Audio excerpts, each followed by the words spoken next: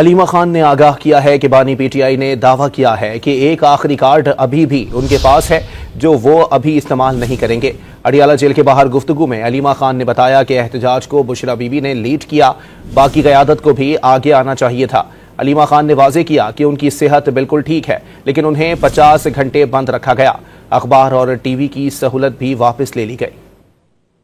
उन्होंने बिल्कुल कंटेनर पे थी और उन्होंने लीड किया है, उन्होंने बिल्कुल लीड किया है और उन्होंने सबको साथ लेकर गए हैं। लेकिन बाकी क़यादत को भी डेफिनेटली कंटेनर पे मौजूद होना चाहिए था, जैसे इमरान खान का सिस्टम है। तो इसके ऊपर से आगे चलें, जो कुछ देखिए सबके के ऊपर जो चीज़ गुजर गई है। पहले आप ये बताएं कि जब गोलियां चल रही थी, आप बताएं कि कंटेनर के ऊपर खड़ा करके उनको नहीं मारना था, इनको सबको इन्होंने मारना नहीं था, फिर ताकि कंटेनर पे सबको खड़ा करके मरवाना था। आप पहले ये सवाल पूछें, सिर्फ क़यादत से नहीं, गोली क्यों चली। आखिरी सवाल नहीं है, ये सवाल इन लोगों को बड़ी दूर तक लेकर जाएगा और इसकी माफ़ी नहीं होनी चाहिए जिन्होंने गोली चलवाई।